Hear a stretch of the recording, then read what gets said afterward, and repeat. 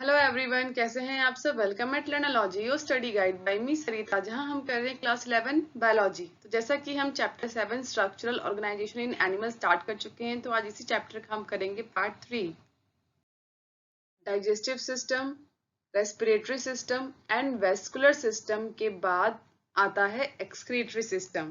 तो ये है एक्सक्रीटरी सिस्टम ऑफ फ्रॉग। तो क्या होता है excretory system? System which eliminate nitrogenous waste, ऐसे सिस्टम को कहते हैं एक्सक्रीटरी सिस्टम। तो it consist of pair of kidney, तो यहाँ आप देख सकते हैं दो किडनी है, लेफ्ट एंड राइट।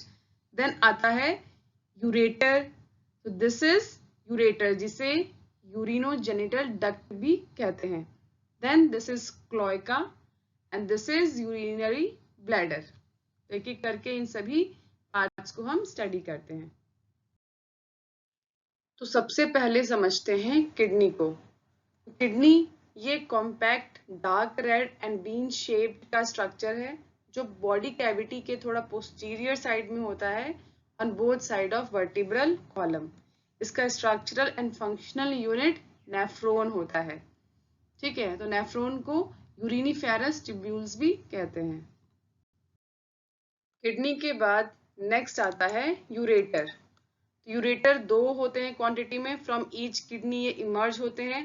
एंड अगर स्पेशली मेल फ्रॉग की बात की जाए, तो यहाँ जो यूरेटर है ये एज यूरिनोजेनिटल डक्ट एक्ट करता है, जो आगे जाके क्लोएका में ओपन होगा। वहीं अगर जो फीमेल फ्रॉग है इसकी बात करें, तो यहाँ भी जो किडनी है, दोनों किडनी से यूरेटर इमर्ज होगा एंड ये ओपन होगा क्लोएका में, लेकिन ये यूरिनोजेनिटल डक्ट की तरह से एक्ट नहीं करता है। यानी कि मेल फ्रॉग में जो यूरेटर है ये यूरिन को लेकर के क्लोएका में आएगा एंड साथ ही स्पर्म को भी ये क्लोएका तक पहुंचाने का काम करता है। यानी कि यहाँ यूरेटर एक्सक्रीटरी सिस्टम का भी पार्ट है प्लस रिप्रोडक्टिव सिस्टम का भी पार्ट है, लेकिन फीमेल फ्रॉग में ऐसा नहीं है। यहाँ यूरेटर सिर्फ और सिर्फ एक्सक्रीटरी सिस्टम में पार्टिसिपेट करता है, वहीं जो ओविडक्ट है ये अलग से एग को लेकर के क्लोएका तक पहुंचता है, जो रिप्रोडक्टिव सिस्टम का पार्ट है। यूरेटर के बाद नेक्स्ट आता है यूरिनरी ब्लैडर। तो यहाँ डायग्राम में आप देख सकते हैं ये है यूरिनरी ब्लैडर। तो ये रेक्टम के वेंट्रल साइड में प्रेजेंट होता है एंड ये भी यूरेटर की तरह क्लोएका में ओपन होता है। तो यानी कि यूरेटर एंड यूरिनरी ब्लैडर दोनों ही क्लोएका में ओपन होंगे। तो इसका काम क्या होता है यूरिनरी ब्लैडर का? ये यूरिन को स्टोर करता है तब तक जब तक कि वो एक्सक्रीट आउट ना हो।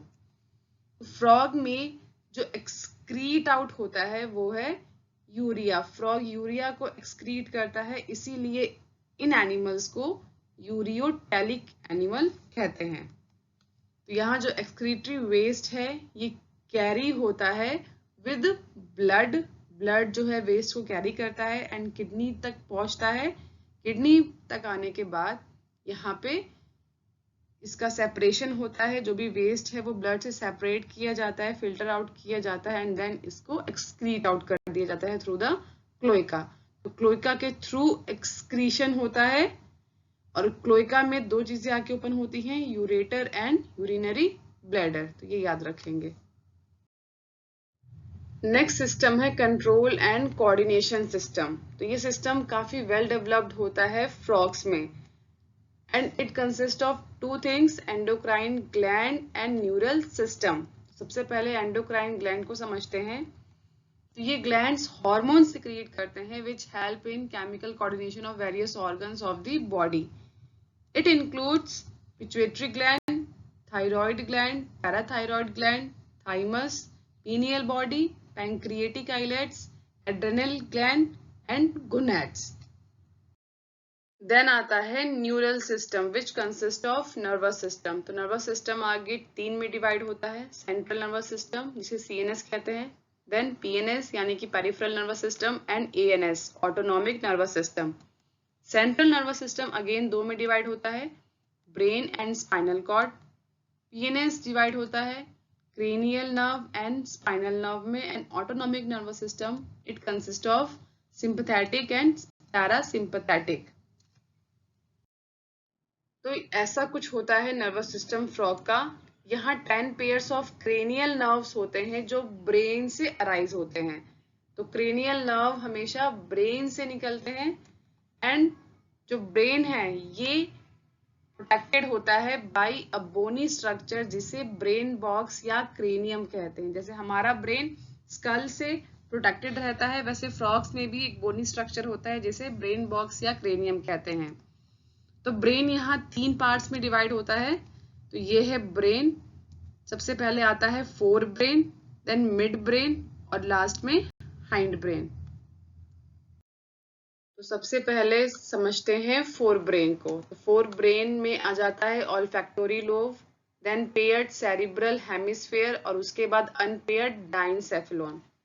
देन आता है midbrain which include a pair of optic lobes and last में आता है hindbrain which consist of cerebellum and medulla oblongata. ये सारे पार्ट्स आप याद रखेंगे किस रीजन में कौन सा पार्ट है। तो अभी हमने देखा कि जो मेड्यूला ऑब्लोंगाटा है, जो हाइंड ब्रेन का सबसे लास्ट आखिरी हिस्सा है, दिस इज मेड्यूला ऑब्लोंगाटा। तो ये जो है ये पास आउट होता है ब्रेन से। तो ये जो पूरा सिस्टम आप देख रहे हैं ये एक बोनी स्ट्रक्चर है जिसे ब्रेन बॉक्स या क्रेनियम कहते हैं। इसके दिस साइड में, ठीक है, नीचे की साइड में ये जो पार्ट है इसे फोरमन मैग्नम कहा जाता है। तो यहाँ से इस रीजन से जो मेड्यूला ऑब्लोंगाटा है ये बाहर की तरफ निकलता है and it continues into the spinal cord. ये है स्पाइनल कॉर्ड, इस रीजन में होता है फोरमन मैग्नम। तो स्पाइनल कॉर्ड जो है ये फोरमन मैग्नम से इमर्ज होकर के बाहर की तरफ आता है which is enclosed in vertebral column. जैसे हमारी बैकबोन होती है वर्टिब्रल कॉलम, वैसे ही फ्रॉग में भी वर्टिब्रल कॉलम होता है जो इस स्पाइनल कॉर्ड को प्रोटेक्शन का काम करता है, प्रोटेक्ट करने का काम करता है। अब सेंस ऑर्गन्स की बात कर लेते हैं। तो फ्रॉग्स में डिफरेंट टाइप्स के सेंस ऑर्गन पाए जाते हैं, जैसे कि ऑर्गन ऑफ टच जिसे सेंसरी पैपिला कहते हैं। जैसे हमारी बॉडी में स्किन होता है वैसे ही इनमें सेंसरी पैपिला है। टेस्ट के लिए इनमें टेस्ट बर्ड प्रेजेंट है। देन स्मेल के लिए नेजल एपिथेलियम, देखने के लिए इनमें आंखें हैं, विजन के लिए आई, एंड सुनने के लिए इनमें टिम्पैनम है विद इंटरनल ईयर्स। तो इन सभी सेंस ऑर्गन में से जो आईज और इंटरनल ईयर हैं ये दोनों काफी वेल ऑर्गेनाइज स्ट्रक्चर हैं। इनके अलावा बाकी सभी सेंस ऑर्गन्स इतने वेल ऑर्गेनाइज नहीं होते हैं। They are cellular aggregations around nerve ending. तो फ्रॉग्स की जो आई है इट इज पेयर्ड, यानी कि 2 आईज होती हैं which is spherical structure and ये स्कल के ऑर्बिट में प्रेजेंट होता है। वहीं इनकी जो आईज है ये सिंपल होती है, यानी कि दे पजेज ओनली 1 यूनिट। एंड अब बात करते हैं ईयर की। तो एक्सटर्नल ईयर इनमें एब्सेंट होता है। जैसे हमारे कान बाहर से जो विजिबल, जो ईयर का जो पार्ट बाहर से हमें विजिबल होता है दैट इज एक्सटर्नल ईयर, तो इनमें ऐसा कुछ नहीं होता है। सो एक्सटर्नल ईयर यहाँ पे एब्सेंट है। ओनली टिम्पैनम प्रेजेंट होता है which can be seen externally. तो बाहर से सिर्फ हमें टिम्पैनम ही दिखता है। ईयर जो है वो एक ऑर्गन है सुनने के लिए, साथ ही बैलेंसिंग के लिए यानी कि इक्विलिब्रियम के लिए भी। अब बात करते हैं रिप्रोडक्टिव सिस्टम की। तो फ्रॉग्स में मेल एंड फीमेल में जो रिप्रोडक्टिव सिस्टम है ये काफी वेल ऑर्गेनाइज्ड होता है। सबसे पहले बात कर लेते हैं मेल रिप्रोडक्टिव सिस्टम की। तो ये है male reproductive system of frog. तो यहाँ आपको pair of yellowish ovoid testis दिखेगा, ये है टेस्टिस। और ये प्रेजेंट कहाँ होता है, ये किडनी के जस्ट ऊपर प्रेजेंट होता है एंड ये किडनी से अटैच होता है through double fold of peritoneum. ठीक है, तो ये है पेरिटोनियम जिसे मेसोर्कियम कहते हैं। इसके बाद वासा एफरेंशिया। तो ये जो वासा एफरेंशिया है यहाँ आप क्लियरली देख सकते हैं, दिस इज वासा एफरेंशिया। ये 10 to 12 होता है नंबर में, दैट अराइज फ्रॉम टेस्टिस। तो वासा एफरेंशिया जो टेस्टिस से अराइज हो रहा है ये आगे जाके किडनी में ओपन होता है ऑन देयर साइड एंड उसके बाद फिर किडनी में एंटर करने के बाद ये बिडर कैनाल में ओपन होता है। तो ये है बिडर कैनाल। इसके बाद फाइनली ये कम्युनिकेट करता है विद यूरिनोजेनिटल डक्ट, जिसके बारे में हमने एक्सक्रीटरी सिस्टम में पढ़ा था। ये जो बीडर कैनाल है जो टेस्टिस से आ रहा है, ये आगे जाके यूरेटर में ओपन होता है, एंड ये जो यूरेटर है ये आगे जाके क्लोएका में ओपन होगा।